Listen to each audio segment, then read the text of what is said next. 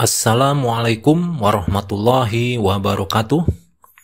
Halo, apa kabar semuanya ya?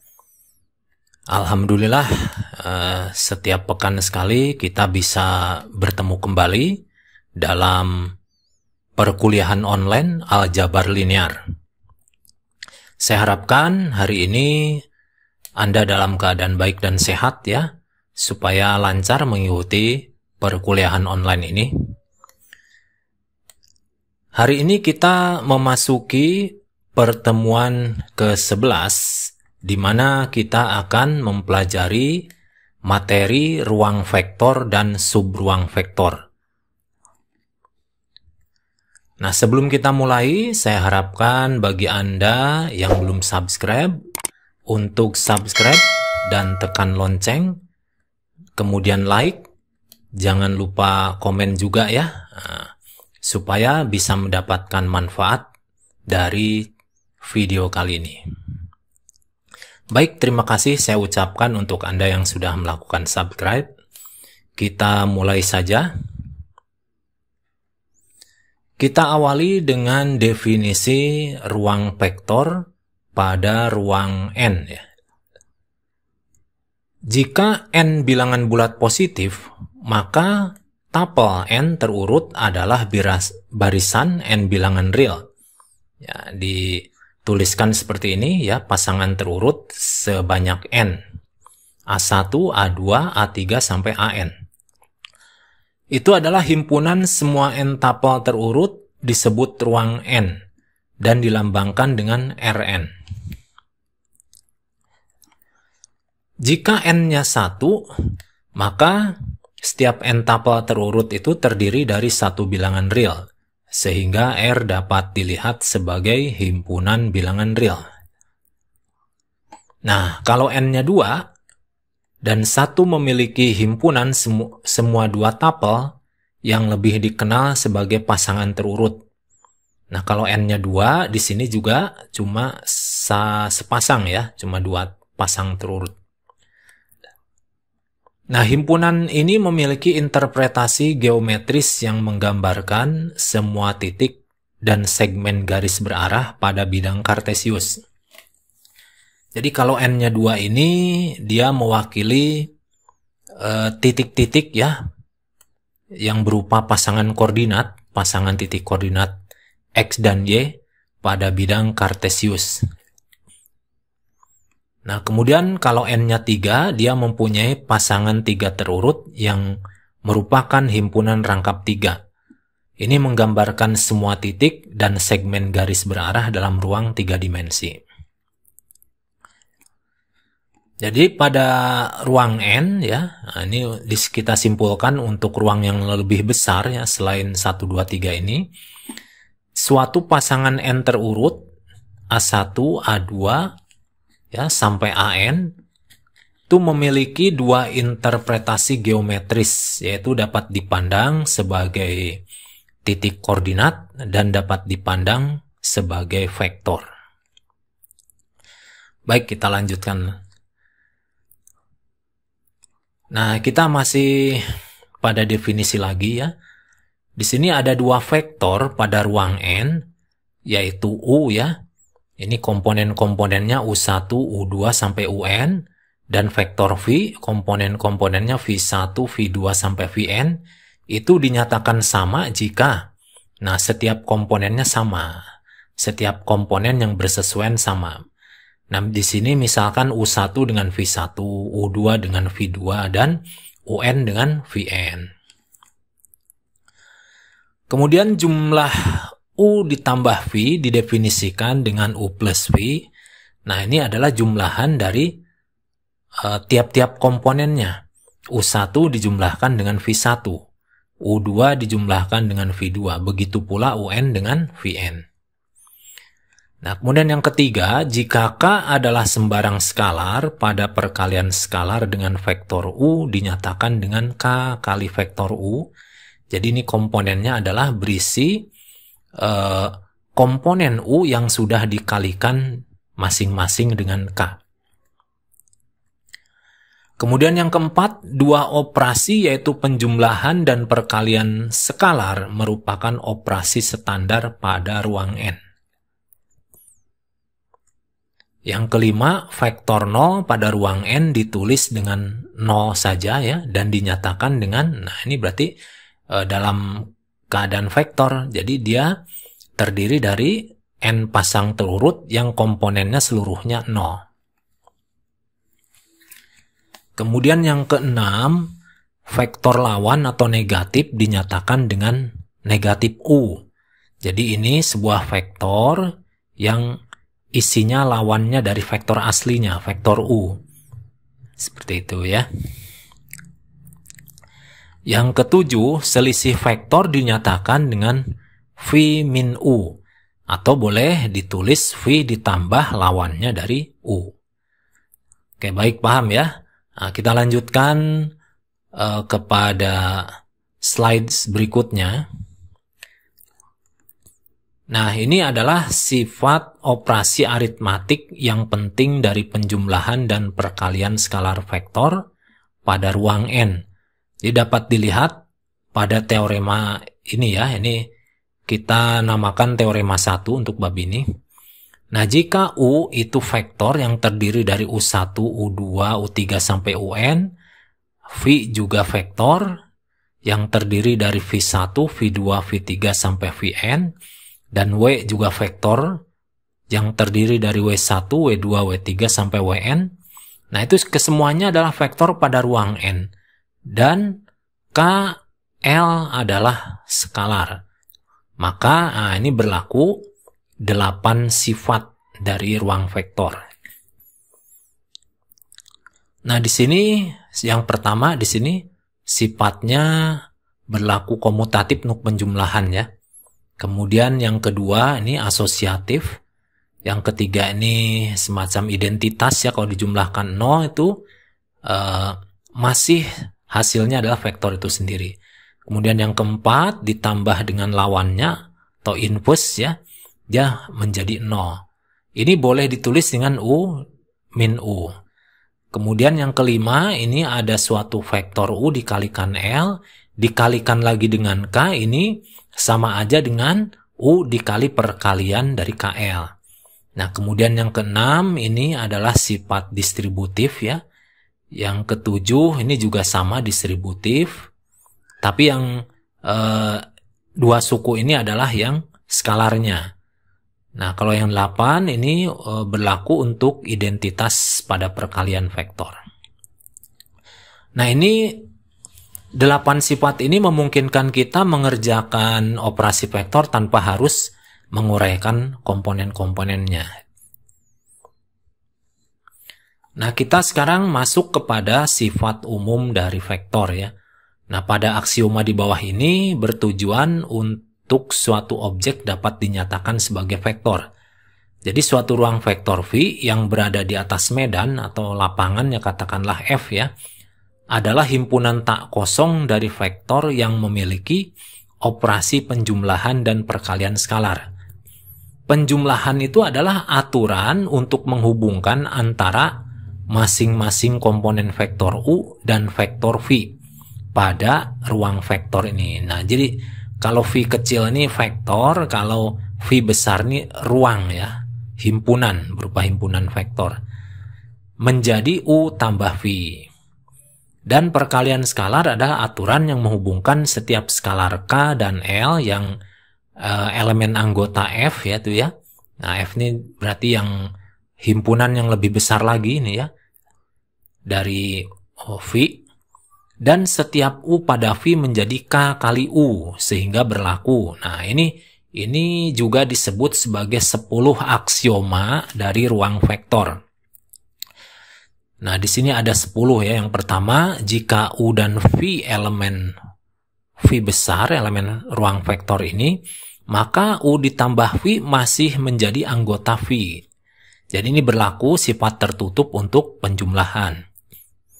Kemudian ini jika U elemen V dan K elemen F, maka K dikali U adalah elemen dari V. Nah, ini adalah sifat tertutup untuk perkalian dengan skalar. Kemudian yang ketiga, U tambah V sama dengan V ditambah U. Yang keempat, ini U ditambah hasil dari V tambah W. Itu sama dengan hasil dari U tambah V ditambah lagi dengan W. Kemudian yang kelima, itu terdapat vektor 0 pada V dan untuk setiap U elemen V berlaku. Jadi di setiap V, ya, V besar ini terdapat vektor 0. Dia memuat vektor 0 kalau dijumlahkan dengan vektor lain, sembarang vektor, misalkan U, itu hasilnya adalah tetap U. Kemudian yang keenam, nah untuk setiap U elemen V itu terdapat lawannya, ya, negatif U elemen V juga. Sehingga kalau U ditambah negatif V, ini hasilnya adalah melawan, ya. Jadi hasilnya 0. Kemudian yang ketujuh, nah, ini perkalian dengan skalar.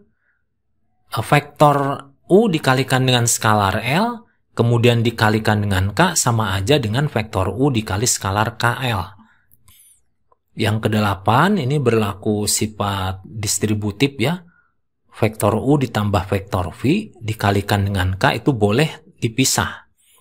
Skalar K kali vektor U ditambah skalar K kali vektor V.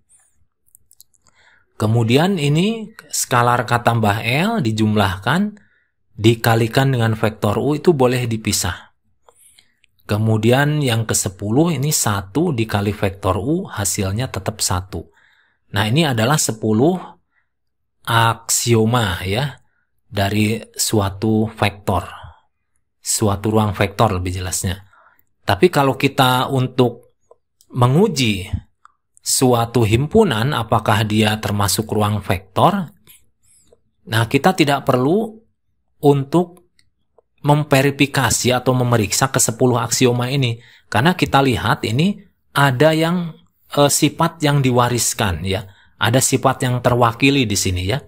Jadi cukup kiranya yang sifat 1 dan 2 ini cukup mewakili sifat-sifat yang lainnya.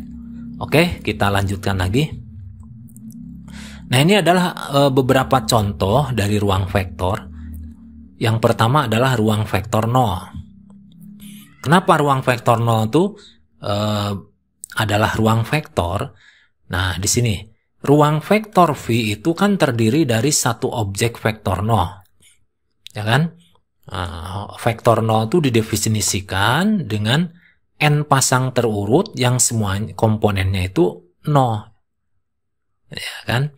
Nah, kemudian kalau misalkan dia pengen disebut ruang vektor, kita akan uji dengan sifat penjumlahan dulu. Nah, seperti ini, ya. 0 ditambah 0 kan hasilnya 0. Nah, 0 ini kan juga masuk pada ruang vektor 0. Berarti ini sifatnya tertutup untuk penjumlahan. Nah, kemudian kalau kita kalikan dengan sembarang skalar, vektor 0 dikali skalar K itu hasilnya tetap vektor 0. Nah, ini hasilnya adalah masih ada di ruang vektor 0. Sehingga ini tertutup untuk perkalian dengan skalar. Jadi kalau dia memenuhi dua sifat ini, maka dia dapat dikatakan memenuhi aksioma ruang vektor. Oke, kita coba lagi contoh lainnya. Sekarang ruang vektor Rn atau dimensi n, ya. Nah, misalkan ini kita definisikan ruang vektor V itu adalah ruang dimensi n yang didefinisikan operasi penjumlahan dan perkalian skalar pada pasangan n terurutnya. Nah, kita misalkan U ditambah V, tadi masing-masing vektor itu kan udah jelas, ya. Jadi kalau kita jumlahkan vektor U ditambah V, nah seperti ini, ya. Ini adalah vektor U, yang ini adalah vektor V. Kalau kita jumlahkan berarti ini komponen-komponennya yang bersesuaian dijumlahkan. U1 tambah V1, U2 tambah V2 sampai UN tambah Vn. Nah, di sini kita lihat ini adalah merupakan vektor juga. merupakan vektor juga dengan n pasang terurut. Artinya ini masih berbentuk vektor di ruang n. Nah, dengan sifat penjumlahan dia mempunyai sifat tertutup. Kemudian kalau dikalikan dengan skalar K, ini vektor U itu ya, U1, U2, U3 sampai UN dikalikan dengan K, dia setiap komponennya itu akan sudah dikalikan dengan K tiap masing-masing. Nah, ini juga kalau kita lihat ini adalah berupa n pasang terurut juga. Dia berupa vektor yang berada pada ruang n. Dengan demikian, ini V sama dengan Rn itu tertutup pada penjumlahan dan perkalian skalar dengan membentuk vektor dengan pasangan n terurut. Jadi kita lihat ini sebanyak n pasangan terurut. Ini juga sama ya, yang perkaliannya membentuk n pasang terurut.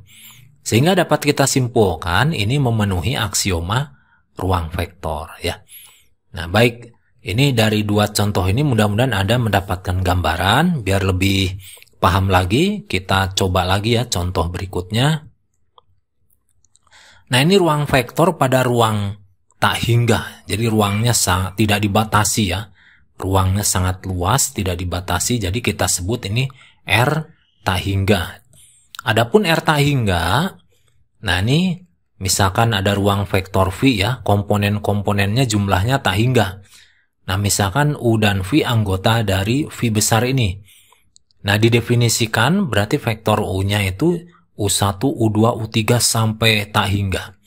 Demikian pula vektor V itu V1, V2, V3 sampai tak hingga. Nah, apakah kita yakin ini berupa ruang vektor? Nah, kita buktikan, kita coba dengan sifat penjumlahan dan perkalian skalar. Nah, kalau kita jumlahkan vektor U ditambah vektor V, tentu saja ini menjumlahkan tiap komponennya. Artinya kalau komponennya tak hingga, maka U tambah V juga akan mempunyai tak hingga komponennya. Sehingga ini merupakan bagian dari ruang vektor tak hingga. Oleh karena itu dia tertutup terhadap penjumlahan. Nah, kemudian kita lanjutkan, kalau U dikalikan dengan skalar K, maka ini terdapat masing-masing komponen yang dikalikan dengan K ada sebanyak tak hingga komponennya. Oleh karena itu, hasil dari perkalian skalar ini memenuhi sifat R tak hingga. Nah, karena dia sudah memenuhi dua aksioma ini, kita bisa dengan cukup ya untuk mengatakan bahwa dia adalah ruang vektor. Oke ya. Nah, baik, kita coba lagi contoh lainnya. Nah, ini kita coba ruang vektor dari matriks 2x2. Jadi ini berupa matriks yang jumlah barisnya 2 dan jumlah kolomnya 2. Kita akan periksa apakah ruang vektor yang berisi matriks 2x2 ini memenuhi syarat dari ruang vektor. Nah, baik, kita coba dengan penjumlahan. Ini misalkan masing-masing adalah matriks U, ini adalah matriks V. Nah, ini ada sebanyak 2x2 ukurannya, ini juga sama 2x2. Jadi dia kalau dijumlahkan karena ordonya sama berarti bisa. Nah, ini untuk menjumlahkan matriks ini elemen-elemen yang sesuai dijumlahkan. Nah, ini berarti akan menjadi matriks yang ukurannya pun sama. Artinya kalau ini matriks 2x2 ditambah matriks 2x2, hasilnya pun akan berupa matriks 2x2. Maka dari itu ini tertutup terhadap sifat penjumlahan. Nah, sekarang kita coba dengan sifat perkalian skalar. Nah, di sini ada matriks dikalikan dengan skalar K, maka ini akan berupa matriks lagi. Dengan masing-masing elemen itu sudah dikalikan dengan K. Nah, di sini kita lihat tidak ada perubahan dalam ordonya, artinya dia tetap ukurannya 2x2. Oh, berarti apapun matriksnya, ini matriks 2x2 dikalikan apapun skalarnya akan menghasilkan matriks ukuran 2x2 pula. Oleh karena itu dia tertutup terhadap perkalian skalar. Nah, karena dia memenuhi dua ini, maka dapat dikatakan dia ruang vektor yang berisi matrik 2 kali 2 ini memenuhi syarat ruang vektor. Nah, baik, mudah-mudahan semoga paham ya dari 4 contoh lainnya. Nah, Anda bisa membaca-baca lagi contoh-contoh ruang vektor lain ya. Bisa di buku, bisa di internet ya. Masih banyak contoh-contohnya. Nah, baik, kita lanjutkan lagi dengan slide berikutnya. Nah, sekarang kita masuk pada subruang vektor. Apa yang dimaksud dengan subruang vektor itu ya? Jadi maksudnya begini, di dalam ruang vektor itu terdapat himpunan bagian yang memenuhi sifat ruang vektor pula. Nah, gitu ya. Yang mewarisi sifat ruang vektor. Nah, definisinya seperti ini. Jadi suatu himpunan bagian yang kita namakan W ya. Nah, himpunan bagian W dari vektor V. Jadi ini W ini ada di dalam V ya. Itu disebut subruang dari V. Jika W itu sendiri adalah ruang vektor di bawah penjumlahan dan perkalian skalar yang didefinisikan pada V. Jadi kalau dia pengen disebut subruang dari vektor V, maka sifat-sifat atau syarat pada ruang vektor V harus ada pada dia gitu ya, pada W itu ya. Nah, di sini ada beberapa kondisi atau syarat terjadinya subruang vektor. Nah, yang pertama ini diketahui W berada dalam ruang vektor V ya. Nah, untuk menyatakan bahwa W merupakan subruang vektor, maka harus memenuhi sifat ruang vektor. Nah, yang kedua itu 10 aksioma ruang vektor harus diverifikasi atau diperiksa untuk menunjukkan bahwa himpunan W dengan penjumlahan dan perkalian skalar membentuk ruang vektor. Nah, W merupakan bagian dari V, maka sifat dari ruang vektor V diturunkan pada W. Oleh karena itu, tidak perlu membuktikan 10 aksioma. Jadi kalau tadi di dalam V itu cukup 2, maka untuk memeriksa W yang merupakan himpunan bagian V, itu cukup 2 pula gitu maksudnya gitu ya. Nah, yang ketiga, untuk menunjukkan W adalah subruang dari ruang vektor V, hanya aksioma nomor 1, 2, 5, dan 6 yang perlu diverifikasi. Nah, di sini teorema berikut menunjukkan bahwa aksioma 5 dan 6 itu dapat ditiadakan. Jadi, nanti cukup hanya dibuktikan teorema 1 dan 2 saja. Oh ya, maaf, aksioma ya, aksioma 1 dan 2. Nah, sebelum kita masuk pada teorema, ini ada 10 aksioma vektor yang tadi kita sudah lihat ya. Ini berarti cukup diverifikasi 1, 2, 5, dan 6. Nah, seperti ini ya. Dimana 1 itu dia membuktikan sifat tertutup pada penjumlahan, yang kedua itu sifat tertutup pada perkalian skalar, yang kelima itu terdapat vektor 0 pada V ya. Yang keenam itu terdapat vektor lawan yang menyebabkan dia kalau dijumlahkan jadi 0. Jadi kalau dilihat ini kan sifatnya penjumlahan, ini juga penjumlahan. Nah, berarti ini dapat diwakili oleh sifat ya, diwakili oleh sifat dari 1 ini. Karena apa? Vektor U itu pasti ada di dalam ruang vektor V. Nah, ini juga vektor 0 pasti dimuat oleh seluruh ruang vektor gitu ya. Nah, ini adalah teoremanya. Untuk memperkuat ya tadi ya. Nah, jika W adalah himpunan 1 atau lebih vektor dari ruang vektor V, maka W adalah subruang dari V jika dan hanya jika kondisi berikut berlaku. Jadi yang pertama ini kalau U dan V itu vektor pada W, maka U ditambah V juga harus ada di dalam W. Nah, ini berarti tertutup ya pada penjumlahan. Kemudian yang B, jika K adalah sembarang skalar dan U sembarang vektor pada W, maka K dikali U juga harus berada di dalam W. Nah, ini sifat tertutup pada perkalian skalar. Nah, ini sebagai catatan ya. Nah, di sini perlu diperhatikan konsekuensi dari sifat B ya, pada teorema ini yang nomor B, bahwa 0 adalah elemen dari W. Jadi nanti misalkan U-nya itu merupakan vektor 0, maka kalau dikalikan K, berapapun K-nya, dia akan menghasilkan vektor 0.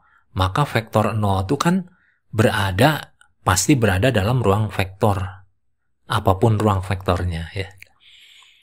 Kemudian himpunan W dari satu atau lebih vektor dari ruang vektor V dikatakan tertutup pada penjumlahan jika kondisi A pada teorema 2 berlaku.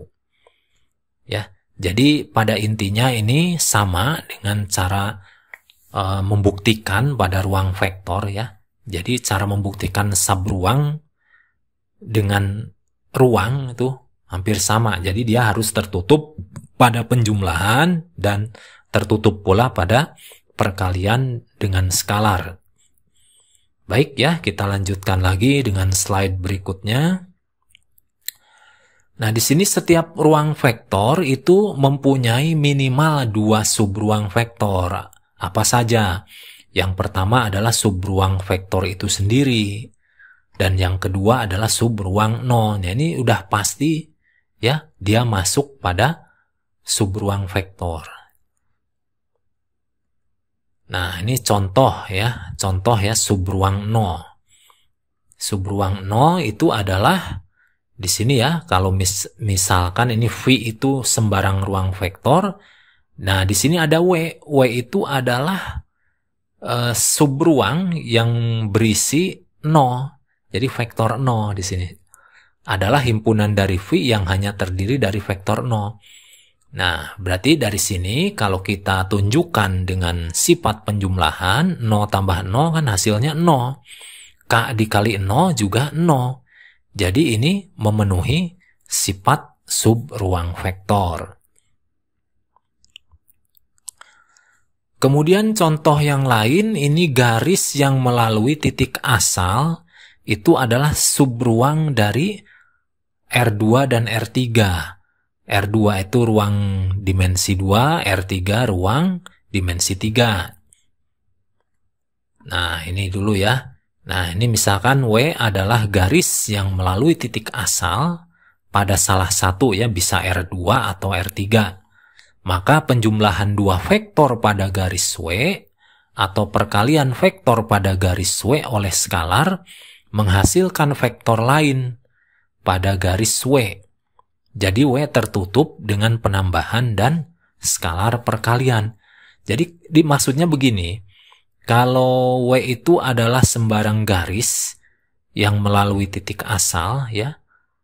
Jadi nanti kita contohkan ada dua vektor yang berada pada garis tersebut dan melalui titik asal. Nah, nanti kalau dijumlahkan sifatnya tetap sama. Dia pangkalnya ada di titik asal ya, dan dia berimpit gitu ya. Berimpit ya sepanjang garis itu. Demikian pula kalau dikalikan sama. Kalau ada perkalian skalar dengan vektor itu sama aja dengan vektornya itu adalah berimpit.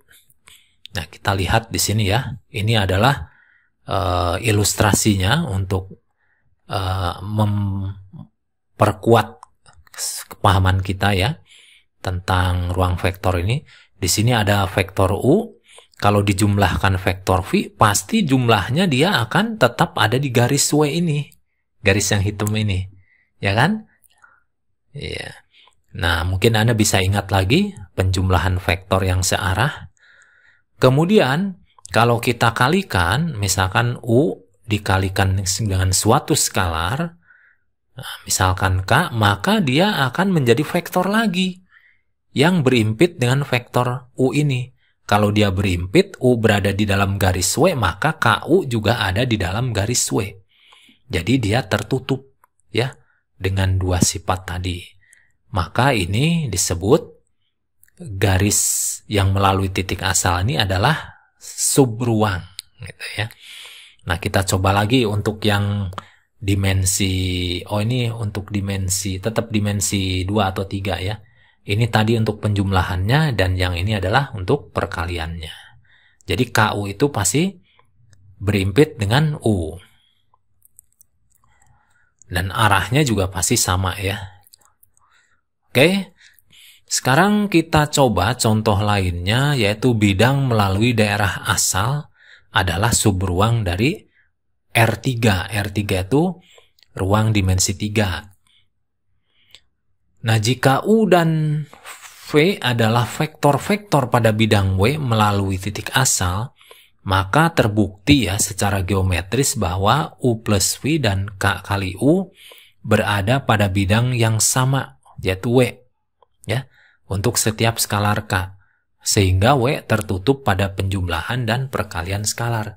Jadi kalau ada vektor berada dalam sebuah bidang dijumlahkan dengan vektor lain dalam bidang yang sama ya dengan yang tadi ya, maka hasil jumlahannya tetap pada bidang itu juga.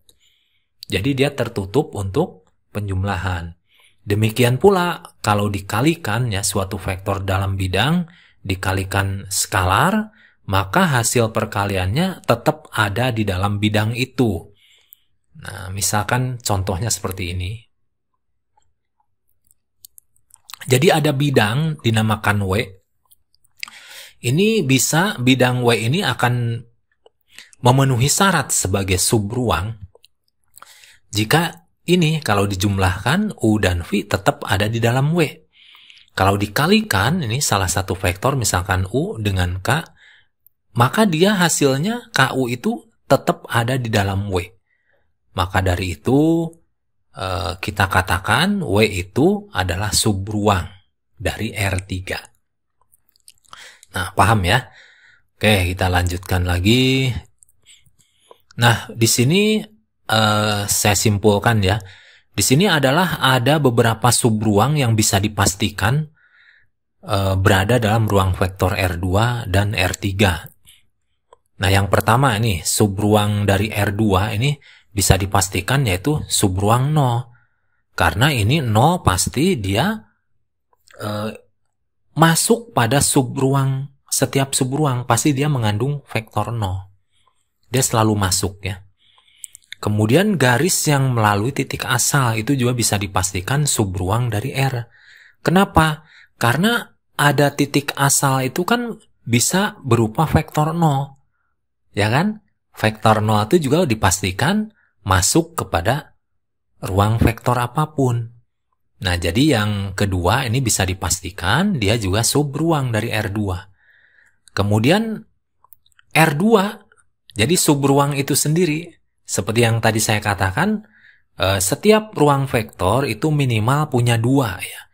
Yang pertama vektor 0, yang kedua ruang vektor itu sendiri. Gitu ya. Nah, kemudian untuk subruang pada R3 ini yaitu subruang 0, kemudian garis yang melalui titik asa. Karena apa? Garis yang melalui titik asa, nah seperti tadi ya di sini, pasti dia mengandung titik 0, 0, 0 gitu ya. Jadi dia berupa vektor 0. Nah, vektor 0 pasti dia masuk di subruang 0. Kemudian yang ketiga adalah bidang yang melalui titik asa. Jadi bisa dipastikan ini bidang ini yang melalui titik asa kan mengandung garis-garis ya. Garis salah satunya garis yang melalui titik asal. Ada beberapa garis melalui titik asal ya. Nah, kalau dia dijumlahkan atau dikalikan skalar, pasti berada pada bidang itu juga. Kemudian yang keempat adalah R3, jadi subruang itu sendiri. Oke ya, seperti itu ya. Baik, kita lanjutkan dengan slide berikutnya. Nah, di sini adalah saya contohkan ada beberapa subruang yang tidak memenuhi syarat, ya, tidak memenuhi syarat subruang vektor. Contohnya seperti ini nih. Misalkan W itu adalah himpunan pada R2 ya. W itu adalah subruangnya. Kita akan membuktikan dia subruang atau enggak. R2 itu adalah ruang induknya ya. Ruang induknya, ya, ruang vektor yang lebih besarnya. Nah, W itu adalah semua titik koordinat XY, di mana X-nya non-negatif dan Y-nya juga non-negatif. Nah, bisa kebayangkan ya, bisa dibayangkan. Adapun W merupakan sebagian dari bidang kartesius kan, seperti yang terakhir berikut. Nah, biar lebih paham, berarti W itu adalah suatu daerah. Ya, ini katakanlah berarti berada di kuadran 1 ya. Yang dibatasi oleh sumbu Y positif dan sumbu X positif. Ini luas banget tak hingga ya. Nah, di sebelah atas sumbu X, di sebelah kanan sumbu Y. Sampai tak hingga sana. Nah, kita akan membuktikan apakah ini ruang vektor atau bukan. Nah, yang pertama ya. Ini misalkan kita ambil dua koordinat X1Y1 dan X2Y2. Maka kita coba jumlahkan. Kalau kita jumlahkan seperti penjumlahan vektor. Jadi X1 ditambah X2, oh ini maaf nih X2 ya, salah ketik harusnya. Ini harusnya X2Y2. X1 ditambah X2, yang sebelah sini Y1 ditambah Y2. Jadi kalau misalkan ya, X1-nya positif, X2-nya positif, maka kalau dijumlahkan ini hasilnya akan positif. Begitu pula ya, Y1, Y2-nya kalau positif dijumlahkan juga positif. Oleh karena itu, ini merupakan himpunan pasangan koordinat ya, himpunan titik koordinat yang berada di kuadran 1 ini ya, karena dia positif hasilnya. Berarti menurut penjumlahan ini tertutup sifatnya. Akan tetapi kita coba dengan perkalian skalar. Nah, ketika K-nya kita kasih negatif 1, K itu kan masuk pada lapangan ya, masuk pada bilangan real juga. Nah, kalau kita kalikan, nih salah satunya nih misalkan titik koordinat dikalikan negatif 1, maka hasilnya berlawanan. Jadi min X1 min Y1. Ini kan dipastikan positif keduanya. Kalau dikalikan negatif, maka kedua titik ini, sepasang titik ini akan negatif dua-duanya. Berarti dia akan berada di luar W, yaitu di sini, di kuadran 3. Di mana X-nya negatif, Y-nya negatif. Oh, berarti untuk sifat perkalian skalar ini berarti dia tidak memenuhi. Artinya tidak tertutup. Oleh karena itu, min X1 dan min Y1 bukan elemen dari W. Karena ini cuma satu saja ya, yang dipenuhi, maka untuk W ini berarti bukan termasuk subruang. Jadi di situ ya. Kalau seandainya ini dua-duanya dipenuhi, maka dia menjadi subruang. Oke, paham ya? Baik, kita lanjutkan dengan slide berikutnya. Nah, kita sekarang akan belajar mengkonstruksi atau membentuk subruang. Nah, kita awali dengan teorema dulu. Nah, di sini jika W1, W2, W3 sampai WR, jadi ada sebanyak R ya, itu merupakan subruang dari V. Jadi V itu terdiri dari banyak subruang ya. Ini misalkan W1, W2, W3 sampai WR. Maka irisan dari himpunan-himpunan ini juga merupakan subruang. Jadi ini diiris, maka nanti terdapat himpunan lain hasil irisannya yang memenuhi sifat subruang juga. Nah, ini kita buktikan ya. Nah, kita kan tahu ya, setiap subruang itu pasti akan mempunyai vektor 0. Vektor 0 itu pasti ikut kemana-mana ya, subruang 0. Nah, karena dia ikut kemana-mana, maka minimal irisannya mengandung vektor 0. ya kan? Nah, kita kan tahu, sudah kita buktikan di slide sebelumnya tadi bahwa subruang 0 itu kan hanya mengandung vektor 0. Nah, subruang 0 itu juga udah dibuktikan sebagai subruang. Maka dari itu, ini teorema ini bisa kita buktikan ya melalui ini. Paham ya? Baik, kita lanjutkan lagi. Sekarang kita masuk ke definisi.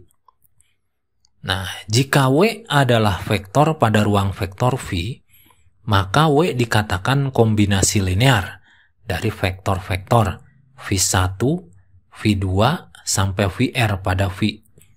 Jika W dapat dinyatakan dengan bentuk seperti ini, nah, jadi ini adalah suatu vektor, ini dibentuk dari beberapa vektor V yang berada dalam V besar ini, maka ini disebut sebagai kombinasi linear. Nah, di mana K1, K2 sampai KR itu adalah skalar.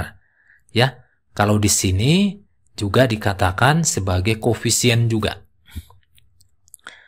Oke ya, jadi ini adalah definisi dari suatu vektor W kalau dikatakan merupakan kombinasi linear dari vektor V.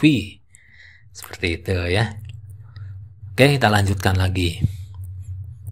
Nah, sekarang teorema keempat, jika S itu misalkan di sini sebuah himpunan ya, yang terdiri dari W1, W2, W3 sampai WR adalah himpunan vektor tak kosong. Nah, jadi ini sekumpulan vektor-vektor W1, W2 sampai WR nih ya, pada ruang vektor V. Maka, nah yang pertama, himpunan W dari semua kombinasi linear dari vektor yang mungkin di S adalah subruang dari V. Jadi nanti W itu adalah himpunan dari semua kombinasi linear yang mungkin ya dari subruang V ini. Jadi ini nanti si S ini menjadi vektor-vektor penyusun ya untuk kombinasi linear. Kemudian himpunan W pada teorema A, yang bagian A ini tadi yang disebut sebelumnya, adalah subruang terkecil yang memuat semua vektor dalam S, di mana setiap subruang lain yang memuat vektor-vektor itu berisi W. Nah, kita coba membuktikannya ya, ini pembuktiannya. Nah, ini kita misalkan W itu adalah himpunan semua kemungkinan kombinasi linear dari vektor-vektor di S. S kita tahu ya, ini isinya. Nah, harus ditunjukkan S tertutup pada penjumlahan dan perkalian skalar. Nah, ini kan tadi yang teorema bagian A ini membuktikan bahwa dia adalah subruang. Yang pertama, nah kita ambil vektor U di dalam vektor W yang merupakan kombinasi linear dari S ini ya. Nah, kemudian vektor V juga sama. Ini berupa kombinasi linear dari vektor W1, W2 yang ada di S ini. Nah, kalau kita jumlahkan U ditambah V, nah ini hasilnya seperti ini. Jadi, seperti sifat penjumlahan vektor, kalau ada dua skalar, jadi skalarnya boleh dijumlahkan. Nah, di sini W1-nya tetap ya, W2-nya tetap. Jadi, sebanyak R juga. Nah, ternyata U ditambah V itu merupakan kombinasi linear dari W1, W2 sampai WR yang ada di dalam S ini. Nah, berarti ini memenuhi syarat tertutup ya. Nah, baik, sekarang kita kalikan. Kalau misalkan sembarang vektor U yang merupakan kombinasi linear ini dikalikan dengan skalar K, nah kita lihat cara mengalikannya ya, ada skalar dikalikan skalar lagi. Maka skalar kali skalar boleh ya, taruh di depan. Nah di sini ternyata menghasilkan kombinasi linear juga. Sebanyak R ya, W1, W2 sampai WR. Di mana W1, W2, WR itu merupakan anggota dari S. Maka dari itu ini juga akan masuk kepada W juga, merupakan kombinasi linear dari vektor S. Oleh karena itu dia memenuhi Pertama sifat tertutup, yang kedua sifat perkalian skalar.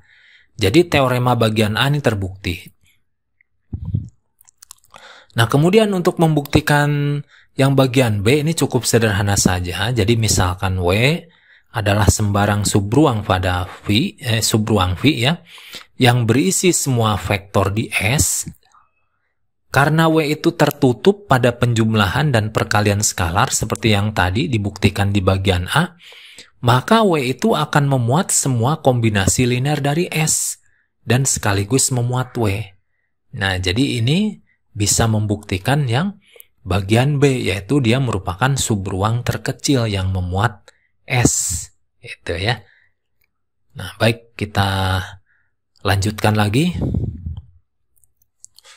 Nah, sekarang kita masuk kepada span ya. Span itu rentangan ya, rentang. Nah, kita masuk pada definisi dulu. Nah, suatu subruang dari V yang dibentuk dari semua kombinasi linear yang mungkin dari himpunan tak kosong S, ini disebut dengan rentang atau span ya dari S. Maka dapat dinyatakan vektor-vektor dalam rentang S adalah subruang. Nah, jika S adalah himpunan yang terdiri dari W1, W2 sampai WR, maka kita nyatakan rentang dari S dengan span, nah ini dalam kurung, ini disebutkan W1, W2 sampai WR, atau cukup dengan span S saja, itu ya. Nah, ini adalah definisi dari rentang dari suatu subruang. Nah, ini kita coba contohnya ya. Yang pertama adalah yang paling mudah, vektor satuan standar itu adalah rentang pada ruang N. Nah, bagaimana kita membuktikannya? Nah, coba kita lihat di sini.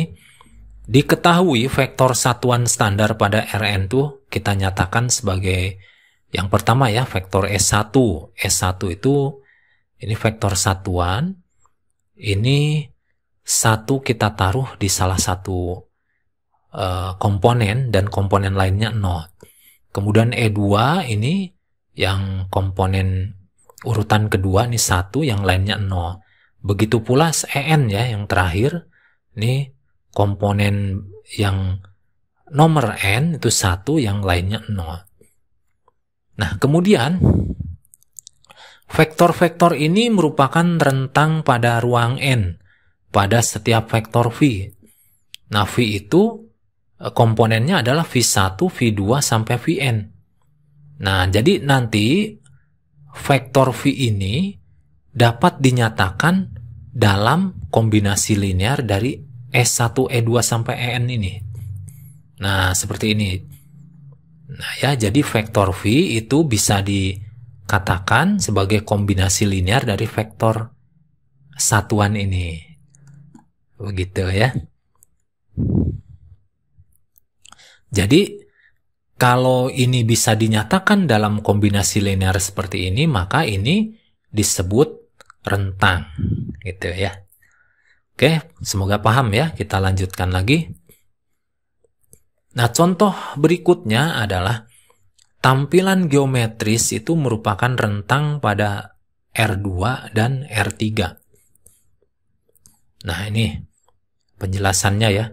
Nah, jika V adalah vektor tak 0 pada ruang dimensi 2 dan ruang dimensi 3 yang mempunyai titik awal di titik asal, ya, jadi bisa dipahami ya, V itu vektor tak 0 yang titik awalnya ada di titik asal. Maka span dari V yang merupakan himpunan semua kelipatan skalar dari V adalah garis yang ditentukan oleh V. Nah, jadi begini, secara visualnya begini, ujung vektor K kali V itu terdapat di sepanjang titik pada garis dengan memilih K tertentu. Nah, coba kita lihat. Nah, ini adalah garis hitam ini. Ini adalah span dari V. Ya, span dari V. Jadi ini ada vektor V. Ini adalah vektor V dikali K. dia tetap berada pada garis ya. Jadi ujung K dikali V ini tetap jatuh pada perpanjangan dari vektor V ini. Begitu ya. Nah, kemudian jika V1 dan V2 adalah vektor tak nol pada R3 yang mempunyai titik awal di titik asal, maka span V1, V2 yang terdiri dari semua kombinasi linear V1 dan V2 adalah bidang yang melalui titik asal ditentukan oleh kedua vektor ini. Nah, hal ini dapat digambarkan ujung vektor K1 kali V1 tambah K2 kali V2 nanti dapat jatuh pada sembarang titik pada bidang. Nah, jadi dengan nilai K yang diberikan, K1 dan K2-nya bebas diberikan berapa nilai berapapun, ya. Nanti kalau dia tetap jatuh pada bidang itu, maka dia memenuhi syarat sebagai rentang. Nah, nanti nilai K1, K2 ini digunakan bisa untuk memperpanjang, ya. Hasil penjumlahan vektornya bisa untuk memperpendek juga atau membalik arah. Kalau membalik ini biasanya K-nya negatif. Nah, bisa dilihat pada ilustrasi berikutnya. Ini bidang ini bisa dikatakan sebagai span dari V1 dan V2. Jadi hasil rentangan dari V1 dan V2. Nah, jadi ujung dari K1 V1 plus K2 V2 ini tetap jatuh pada span ini ya. Nah, baik, semoga Anda paham. Kita lanjutkan pada slide berikutnya. Nah, sekarang kita coba contoh lainnya. Nah, himpunan rentang untuk PN. PN ini bukan P pangkat N ya, tapi N ini menunjukkan derajat. Jadi PN itu adalah polinomial berderajat N. Nah, di sini polinomial yang tiap sukunya mengandung ini ya, ada 1, ada X, ada X kuadrat, X pangkat 3 sampai X pangkat N. Itu merupakan rentang ruang vektor PN. Jadi ruang vektor PN itu adalah ruang vektor yang terdiri atas polinomial berderajat N. N itu bebas, bisa 1, bisa 2, sampai tak hingga.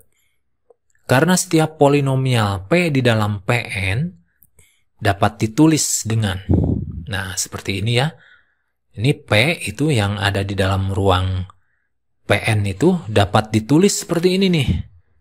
Ya, ini bisa ditulis dalam kombinasi linear dari ini nih. Dari polinomial ini ya kan. Nah, berarti ini bisa disebut sebagai rentang. Jadi, di mana merupakan kombinasi linear? Nah, ini kan disusun oleh ini ya. Ini kalau tidak ada X-nya ini 1. Ini X pangkat 1. Nah, ini udah jelas kelihatan ya. Nah, nanti ini P ini dapat ditulis dengan PN ya, sama dengan span dari 1 X kuadrat sampai XN. Seperti itu ya. Jadi PN itu ruang vektor PN ya, itu bisa ditulis sebagai hasil rentang dari 1 X kuadrat sampai XN. Oke, paham ya? Baik, kita lanjutkan lagi. Sekarang kita akan pelajari ruang solusi pada sistem homogen. Nah, Anda pernah belajar ya sistem homogen itu pada pertemuan awal, itu pada sistem persamaan linear. Nah, ini kita perjelas lagi dengan teorema keempat. Jadi himpunan solusi dari sistem linear homogen yaitu A dikali X sama dengan 0. Nah, ini X-nya ini bukan X real ya, bukan X variabel tunggal ya. Ini terdiri dari banyak variabel. Sekumpulan variabel bisa dikatakan vektor. Nah, ini ada sebanyak N nilai yang tak diketahui. Merupakan subruang dari Rn. Jadi, ini sistem solusi ya, himpunan solusi dari sistem linear homogen ini itu akan ada sebanyak N ya, tak diketahui. Nah, dia merupakan subruang dari ruang dimensi N. Nah, kita coba di sini, kita buktikan. Misalkan W adalah himpunan solusi dari sistem linear homogen, maka W adalah himpunan tak kosong. Nah, dipastikan ya himpunannya tak kosong, karena dia mengandung paling sedikit solusi trivial, yaitu X sama dengan 0. Ini maksudnya vektor 0, yang disingkat dalam X gitu ya. Nah, ini banyaknya komponen itu sebanyak N, ya. Sebanyak N, tergantung soal yang diberikan. Nah, untuk menunjukkan W itu adalah subruang dari Rn, harus berlaku penjumlahan dan perkalian skalar pada W. Oleh karena itu, W adalah subruang Rn. Nah, dengan demikian, W itu dapat disebut ruang solusi dari sistem homogen. Jadi maksudnya begini ya. Jadi, kenapa dia boleh dikatakan ruang solusi dari sistem homogen? Setelah dia memenuhi syarat sebagai subruang, maka pastinya dia disebut sebagai ruang solusi. Nah, ini khusus untuk pada sistem homogen ya. Jadi ruang solusi itu merupakan subruang Rn. Nah, kita coba buktikan di sini di bawah ini. Misalkan X1 dan X2 adalah vektor pada W. Oleh karena itu X1 dan X2 itu sistem solusi homogen. Jadi dia memenuhi syarat ini ya. Dengan demikian kalau X1 dikalikan A hasilnya 0. Dengan demikian pula X2 dikalikan A juga akan 0. Nah, dalam sistem linear A ini adalah perwakilan dari matrik. Ya, matrik yang sudah diambil komponennya dari sistem persamaan linear. Diambilnya dari mananya? Dari koefisiennya, ya, dari koefisien variabelnya. Nah, karena A itu adalah matriks, maka dengan sifat distributif matrik didapatkan seperti berikut. Jadikan ini solusinya kita jumlahkan, terus kita kalikan matrik. Ternyata karena dia matrik, dia berlaku sifat distributif. Berarti ini bisa dipecah AX1 ditambah AX2. Nah, kita kan tahu AX1 itu kan 0. Demikian pula AX2 juga 0. Maka ini hasilnya 0 tambah 0, yaitu 0. Nah, berarti ini A kali X1 plus X2 juga sama dengan 0. Ini dia berarti memenuhi sifat ini nih. AX sama dengan 0. Berarti dia tertutup terhadap penjumlahan. Nah, sekarang kita buktikan kalau berdasarkan perkalian skalar ya. Ini X1 ini kita ambil salah satu dari ini. Ini A itu matriks ya. Kemudian depannya dikalikan skalar, maka bisa memenuhi seperti ini. Jadi skalarnya masuk. Kemudian kita tahu ya di sini AX1 seperti pada asumsi ini dia sama dengan 0. Nah, 0 dikali K itu hasilnya juga 0. Sehingga ini juga K kali AX1 hasilnya 0. Maka dia memenuhi solusi sistem homogen. Nah, berarti dengan demikian dia tertutup oleh perkalian skalar. Nah, karena dia memenuhi syarat tertutup oleh penjumlahan dan tertutup oleh perkalian, maka solusi dari sistem linear homogen ini bisa dikatakan subruang. Nah, karena tadi untuk sistem linear homogen ini subruang itu disebut juga ruang solusi ya. Jadi di sini W itu merupakan ruang solusi dari sistem homogen. Oke, seperti itu ya. Semoga paham ya. Baik, kita lanjutkan ke slide berikutnya. Nah, ini kita coba contohnya aja ya. Kita akan menentukan ruang solusi untuk sistem homogen di bawah ini. Ini A-nya ya. Ini X-nya, ini 0-nya. Jadi kelihatan ya. Ini A-nya berupa matriks. Ini juga matrik atau boleh vektor ya. Nah, kita bahas di sini. Nah, ini kita kali-kalikan dulu nih. X min 2Y plus 3Z sama dengan 0. Ya, hasilnya seperti ini. Kemudian baris kedua ini 2x min 4y plus 6z sama dengan 0. Kemudian 3x min 6y plus 9z sama dengan 0. Nah, kalau kita lihat ini masing-masing ini berupa persamaan dari bidang. Nah, kalau kita lihat pula ya, ini kalau dikalikan 2 ini sebanding ya. Kemudian baris ketiga juga sama. Ini seperti dikalikan 3 semua. Jadi kalau ini mempunyai sebanding pada koefisien X, Y, dan Z seluruhnya ya, maka dapat dikatakan ketiga bidang ini adalah berimpit. Jadi ketiga bidang ini, tiga bidang yang berimpit. Dan ketiganya melalui titik 0, 0, 0, titik asal. Karena dia solusi trivial. Nah, tidak mungkin ada punya solusi lain selain 0, 0, 0 gitu ya. Nah, berarti kalau gitu, kalau berimpit berarti solusinya kita tulis dalam bentuk parameter ya. Nah, ini kita pindah ruaskan. Nah, berarti di sini X berperan sebagai variabel dependent, sedangkan Y dan Z sebagai independent.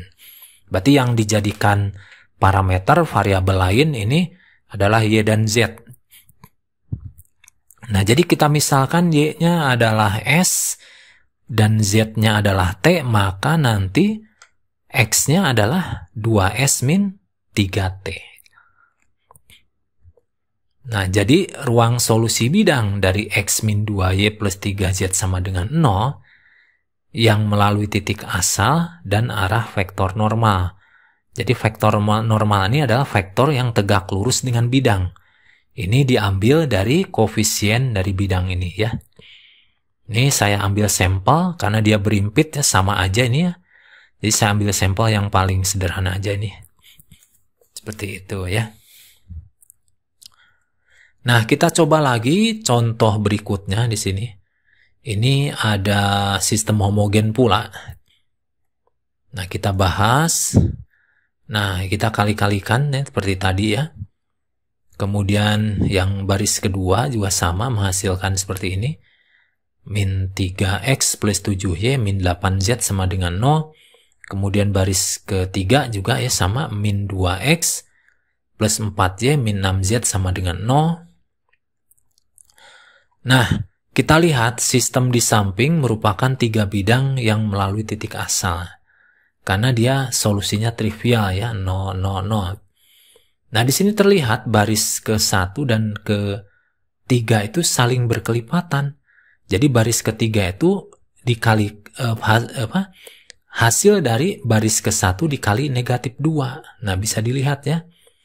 Jadi dengan demikian baris 1 dan 3 ini berimpit, bisa dikatakan dia sama aja bidangnya, satu bidang aja berarti dianggapnya ya. Nah, dia ini baris 1 dan baris 3 karena dia berimpit, kita anggap satu bidang. Nah, ini bidang yang lain yang berbeda. Nah, berarti kalau kita melihat kalau ada dua bidang saja yang berpotongan, maka dia solusinya berupa garis. Ya, garis perpotongan antara dua bidang. Nah, sehingga di sini solusinya kan berupa garis yang melalui titik asal. Ya kan? Karena mereka semuanya melalui titik asal, maka nanti solusinya juga berupa garis yang melalui titik asal. Nah, kita coba dulu solusi secara parametrik. Ini kita eliminasi ya, kita kalikan ini 3, 3, 3. Nanti kita eliminasi X-nya. Sehingga hasilnya seperti ini nih. Nah, didapatkan Y sama dengan min Z. Ya. Ini berupa persamaan garis ya, Y sama dengan min Z itu. Nah, kalau mau menggunakan sistem parametrik, misalkan Y-nya kita anggap T ya, kita kasih suatu nilai T. Karena Y adalah lawan dari Z, maka Z-nya adalah min T. Ya, kita berikan min T. Kemudian X-nya berarti kita substitusi. Ya, kita ambil yang ini aja nih. Kita substitusi Y-nya T, Z-nya adalah min T. Jadi ini hasilnya adalah X min 5T. Nanti pindah ruas jadi 5T. Sehingga di sini kita punya persamaan X sama dengan 5T. Nah, kalau kita coba ya T-nya kita kasih 0, maka Z-nya juga 0. Demikian pula X-nya juga 0. Sehingga dia melalui 0, 0, 0 atau titik asal. Gitu ya, seperti ini. Nah, kemudian, jadi ruang solusinya adalah berupa garis. Garis Y sama dengan negatif Z, yang melalui titik asal dan searah dengan vektor 5, 1, min 1. Nah, ini 5, 1, min 1 ini, kita coba masukkan T-nya 1 gitu ya. T-nya ini bebas, berapapun ya. Mau 0 boleh, mau bukan 0 juga boleh ya. Jadi ini hasilnya adalah berupa garis yang melalui titik asal dan searah dengan vektor ini. Nah, mungkin itu dulu ya saya cukupkan. Nah, supaya Anda bisa memahami dari materi hari ini, saya titipkan beberapa latihan soal ya, bisa dilihat di sini ya. Ini latihan soal ini semuanya sesuai dengan materi yang kita pelajari hari ini. Nah, ini yang halaman pertamanya, kemudian ada juga ya di baliknya halaman kedua. Jadi ada 7 soal ya. Cukup 7 saja ya. Mudah-mudahan dengan Anda mengerjakan tugas ini, pemahaman Anda bisa bertambah dan bisa matang ya. Nah, jangan lupa ini sebagai tugas nanti dikumpulkan di pra-UAS.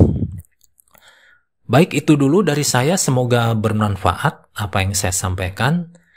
Wassalamualaikum warahmatullahi wabarakatuh. Terima kasih. Sampai jumpa di pertemuan berikutnya.